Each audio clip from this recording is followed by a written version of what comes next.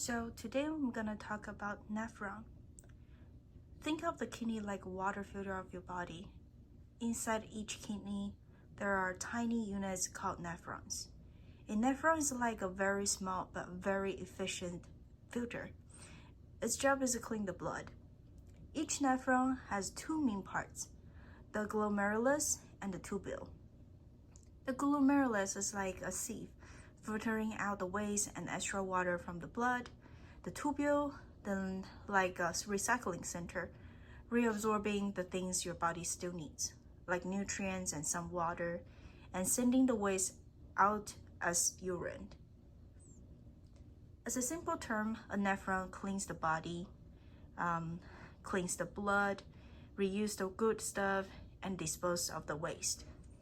This process helps keep your body fluids and salt balanced. In this model, there's a few things I would like to mentioning, which is the first, I use the tubule as glomerulus. The nephrons start with the glomerulus, a tiny ball of capillaries, like a small blood vessels. The glomerulus filter the blood, letting water, salt, and waste pass through, but keeping a large molecule like proteins and blood cells inside the bloodstream. So as a demonstrating, you see it has been passed through and filtering out the waste and the salt and the water through the glomerulus, and that we call this filtrate. So as you see, the glomerulus is inside of the Bowman's capsule. The Bowman's capsule lined with the simple squamous epithelium, helping for rapid absorption. And during this process, and then the water is going to be leaked out and collecting to the end of this structure in the Bowman's capsule.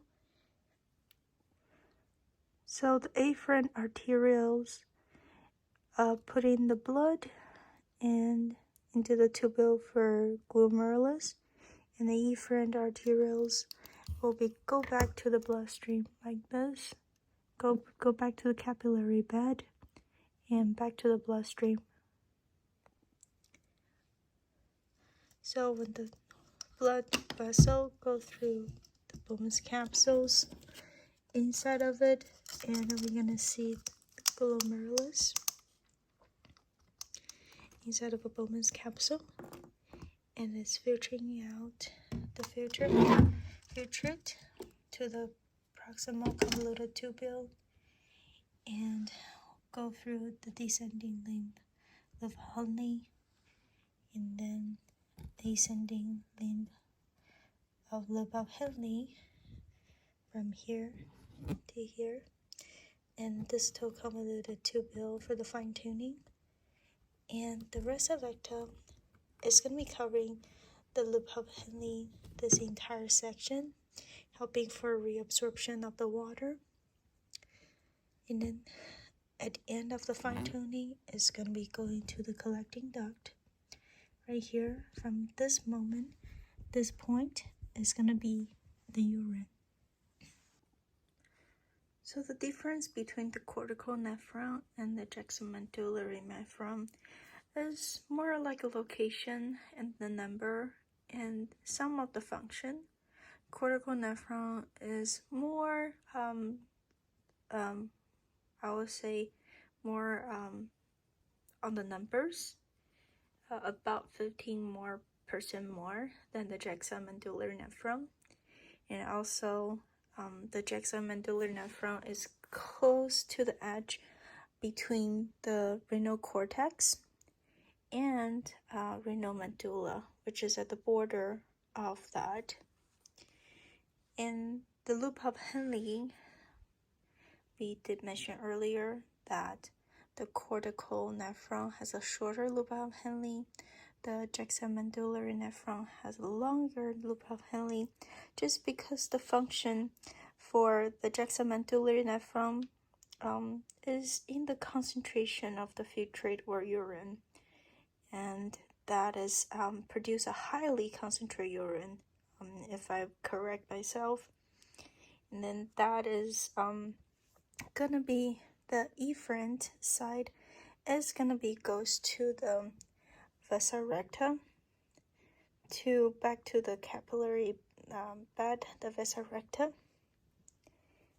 We're gonna talk about a little bit more detail about each structure.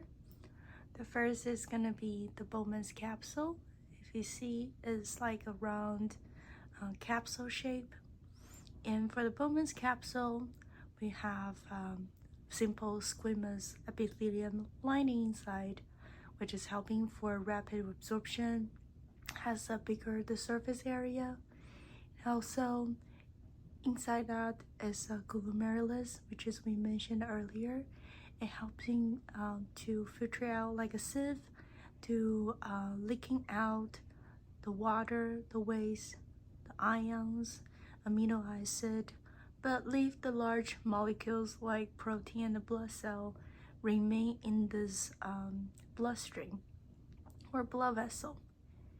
And then it will go back, this blood and all the blood cell will go back to the bloodstream, to the tubular capillaries right about there, and it should be connected together.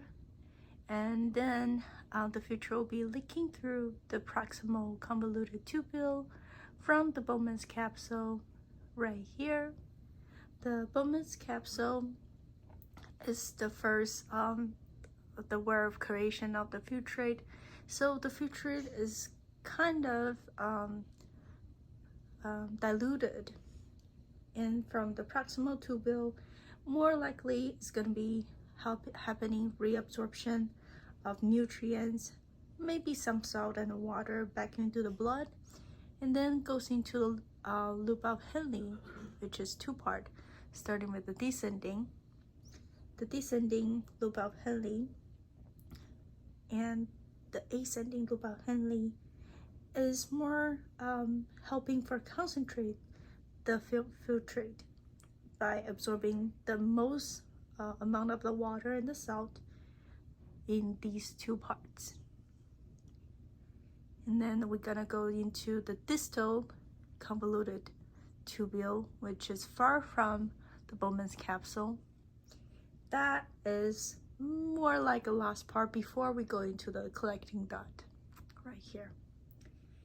That is gonna be fine-tuning, which is anything that body at this point we need more salt or water, the body gonna signal it, and then we're gonna be absorb a little bit more water or salt, depends on the condition of that moment. And we call this as a fine-tuning center, which is this section. And then we're gonna go into the collecting duct. So at the end of the video, I would love to share some fun fact about nephron and kidneys. Do you know each kidney contains about 1 million nephrons? Despite their small size, they work incredibly efficiently to filter around 30 to 50 gallons of blood every day. And that can produce 900 to 18 milliliters of urine. And not only that, if you were to stretch out all the nephron in one kidney, they will span about 8 kilometers, which is roughly about 5 miles. That's a lot of filtering surface. The number of nephron can decrease by age. By age of 75, you might have about 30% fewer nephron than you did on age 30. However, the remaining nephrons adapt and can be still retain the kidney function. And lastly, next time when you see the doctor, you'll notice there's something on your blood report. It's called eGFR. That means the estimate glomerular filter rate, which is to see how your kidney function. And the blood passes through the kidney about 300 times a day. And each time it only takes 5 minutes. So based on that, the doctor will know if your kidney function well or having some problem. So hopefully you learned something from my video today, and thank you for watching.